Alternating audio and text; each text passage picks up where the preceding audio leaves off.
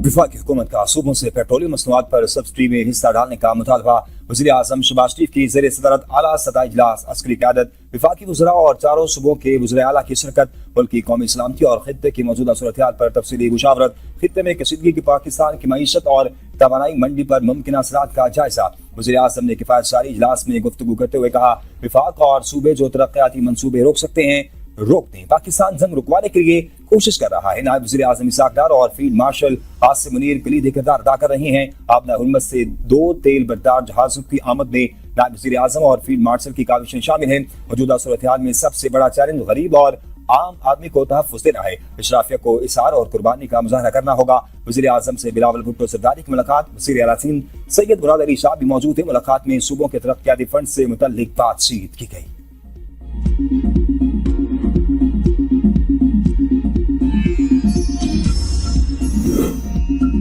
आलमी मार्केट में तेल की कीमतों का बोझ अवाम पर मुंतकिल करने का आत्मी फैसला। पेट्रोल 100 रुपए जबकि डीजल 200 रुपए महंगा करने की तैयारी। नई कीमतों का ऐलान कल से किया जाएगा। वफाकी हुकूमत का आम सब्सिडी की बजाय टारगेटेड सब्सिडी देने का मंसूबा। मोटरसाइकिल और रिक्शे के लिए पेट्रोल पर टारगेटेड सब्सिडी देने की तजवीज। इस वक्त हुकूमत पेट्रोल के फी लीटर पर 105 रुपए 37 पैसे लेवी वसूल कर रही है। हुकूमत ने मार्च में पेट्रोल पर लेवी में फी लीटर तकरीबन 21 रुपए का इजाफा भी किया।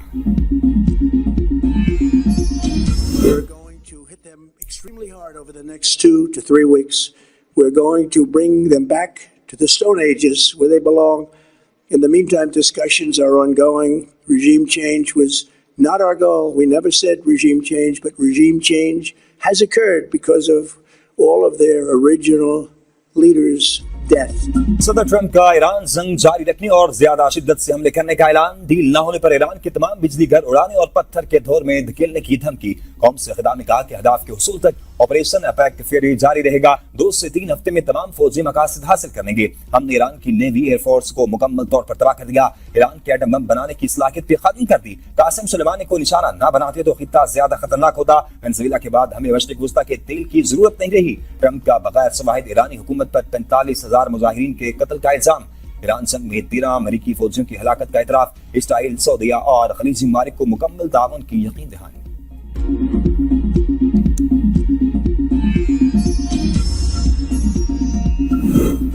वाशिंगटन की पॉलिसी वाकई अमेरिका फर्स्ट है या इसराइल का नुमाइंदा बनकर जंग लड़ रहा है। ईरानी सदर डॉक्टर मसूद पेज़ेशकियान के अमेरिकी अवाम के नाम खुले खत में सवालात।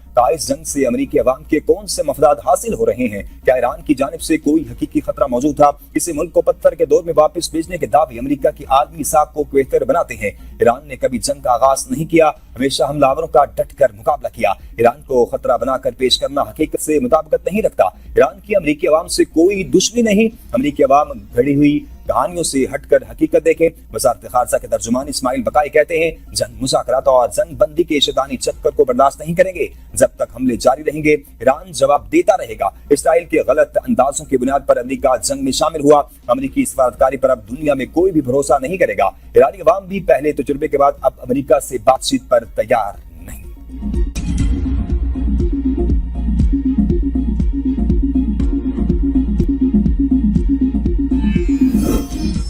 ईरान जंग जारी रखने के ऐलान के बाद आलमी मार्केट में खाम तेल की कीमतों में इजाफा। बरतानवी खाम तेल की नई कीमत $109 फी बैरल हो गई। अमेरिकी खाम तेल की कीमत 3% इजाफे के बाद $109 फी बैरल पर ट्रेड। स्टॉक मार्केट में शदीद मंदी सरमायाकारों के अरबों डूब गए। Pakistan stock market 100 index 3,500 points की कमी के साथ 1,52,011 पॉइंट्स की सतह पर बंद हुआ। जापान के निकेई इंडेक्स में तकरीबन 2.5% की नुमाया कमी देखी गई। हांगकांग के होंग सेंग में भी 1% से ज्यादा कमी देखने में आई।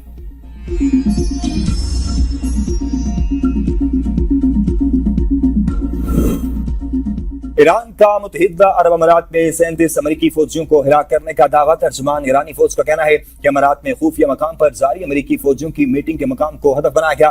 खलीज फारिस में इसराइली हुकूमत के तेल बरदार टैंकर एक्वा 1 को भी निशाना बनाया। हमले के बाद इसराइली ऑयल टैंकर में आग भड़क उठी। ईरानी पासदारान इनकलाब के अमेरिकी और इसराइली सन्नती मराकिज पर मिसाइल और ड्रोन हमले। ईरान के इसराइल पर जवाबी हमले। तेल अबीब में मकानात और गाड़ियों को नुकसान पहुंचा।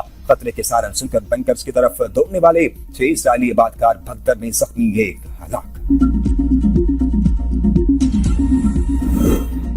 اسرائیلی فوج کے تہران پر شدید حملے، سرکاری انفراسٹرکچر کو نشانہ بنانے کا دعویٰ۔ تہران پر اسرائیلی حملوں میں ایران کے سابق وزیر خارجہ کمال خرازی اور اہلیہ شہید۔ تہران میں صدی پرانے طبی تحقیقاتی ادارے پر حملہ، ایرانی پاسداران کا سخت رد عمل، کہا صنعتوں کو دوبارہ نشانہ بنایا تو اگلا رد عمل زیادہ دردناک ہوگا۔ امریکی اور اسرائیلی حملوں سے تہران میں 33,000 گھروں کو نقصان پہنچا، 1,869 خاندان اس وقت رہائش کے مسائل سے دوچار ہیں، 1,245 خاندانوں کو شہر کے 23 رہائشی کمپلیکسز میں منتقل کر دیا گیا۔ اسرائیل کی لبنان کے خلاف جارحیت جاری، لبنان میں حزب اللہ کے سینئر کمانڈر یوسف ہاشم اسرائیلی حملے میں شہید۔ لبنانی وزارت صحت کے مطابق حملے میں 7 افراد جاں بحق ہوئے، 3 گاڑیوں کو میزائلوں سے نشانہ بنایا گیا۔ حزب اللہ کے بھی بھرپور جواب بھی۔ اسرائیلی فوج کی 24 گھنٹوں میں جنوبی لبنان میں 48 افسران اور جوانوں کے زخمی ہونے کی تصدیق۔ لبنان اور ایران کے ساتھ جنگ شروع ہونے کے بعد سے 10 اسرائیلی فوجی ہلاک اور 309 زخمی ہو چکے۔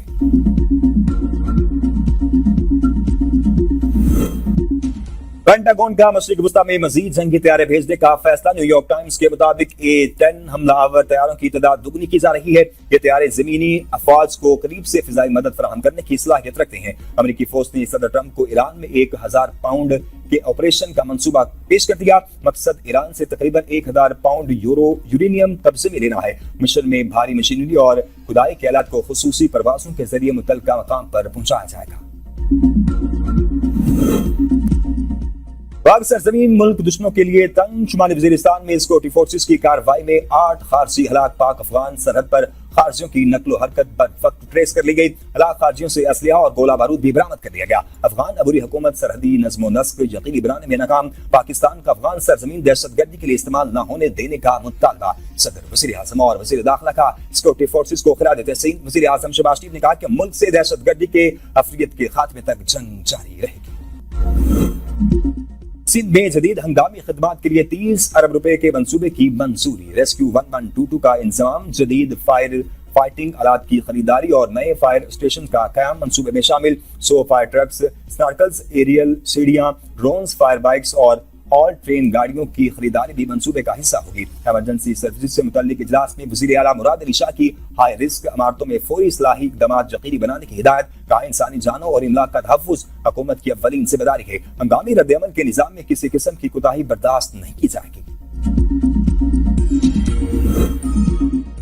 وزیر اعلیٰ پنجاب مریم نواز کا واسا پنجاب سیوریج فلیٹ فیز 1 کا افتتاح، پہلے فیز پہ 15 اضلاع میں 552 گاڑیاں اور مشینیں دی جائیں گی۔ جہلم، گجرات، اوکارا، حفصآباد، سیالکوٹ، شیخ پورہ، ننکانہ، جھنگ اور ساہیوال میں جدید سیوریج مشینیں پہنچائی گئی۔ راولپنڈی، فیصل آباد، سرگودا، ملتان اور ڈیرہ غازی خان میں بھی سیوریج مشینیں اور گاڑیاں مل گئی۔ مریم نواز نے کہا کہ مونسون سے قبل تمام شہروں میں نکاسیات کے انتظامات کا عہد پورا کریں گے۔ بلوچستان میں ادارہ جاتی اصلاحات اور گڈ گورننس کے اثرات، گزشتہ 3 ماہ کے دوران کھلی کچہریوں میں اساتذہ اور ڈاکٹرز کی غیر حاضری کی شکایات 1% سے بھی کم رہ گئی۔ وزیر اعلیٰ سرفراز بگٹی کا تعلیم اور صحت کے اشاریوں میں بہتری کا خیر مقدم، کہا بہتر مانیٹرنگ اور گڈ گورننس سے تعلیم اور صحت کی شعبوں میں نمایاں بہتری آئی، اب سروس ڈلیوری سے متعلق مسائل کی نشاندہی کی جا رہی ہے، صوبے میں گڈ گورننس اور شفافیت کو مزید مضبوط بنایا جا رہا ہے۔ صدر زرداری نواز شریف اور دیگر کے خلاف 6 سال سے زیر التوا توشہ خانہ گاڑیوں کا کیس، نیب عدالت سے FIA عدالت میں آنے کے 16 ماہ بعد بھی کیس آگے نہ بڑھ سکا۔ FIA کی جانب سے چلان کے حوالے سے رپورٹ جمع نہ کروائی جا سکی۔ اسلام آباد کی مقامی عدالت نے سماعت 2 جون تک ملتوی کر دی۔ اسلام آباد ہائی کورٹ نے نجی میڈیکل کالج کو 18 لاکھ روپے سے زائد سالانہ فیس وصولی سے روک دیا۔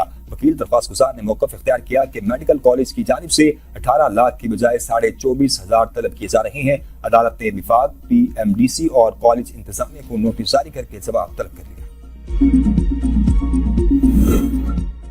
مظفر آباد میں لوکل گورنمنٹ فنڈز کیس میں اہم پیش رفت، سپریم کورٹ نے اسٹے برقرار رکھتے ہوئے ہائی کورٹ کو 7 اپریل تک فیصلہ سنانے کی ہدایت دے دی۔ سپریم کورٹ آزاد کشمیر نے بجٹ 2025-26 میں مختص تقریباً 5 ارب روپے کے لوکل گورنمنٹ فنڈز کے ٹرانسفر، استعمال اور اجرائی کی عبوری پابندی عائد کر رکھی ہے۔ وزیر داخلہ محسن نقوی کے مسلسل 4 گھنٹے تک 4 مختلف پروجیکٹس کے دورے، ماڈل جیل، وفاقی پولیس کالج اور پولیس خدمت مرکز کا معائنہ، اتاترک ایونیو کے توسیعی منصوبے کا سنگ بنیاد رکھا، 2 آرمڈ پرسنل کیریئر گاڑیاں اسلام آباد پولیس کے حوالے کی، کیپٹل پولیس کالج کی اپ گریڈیشن کا پلان طلب کر لیا، تربیتی کورس کی گنجائش کو 450 سے بڑھا کر 4000 کرنے کا ٹاسک دے دیا۔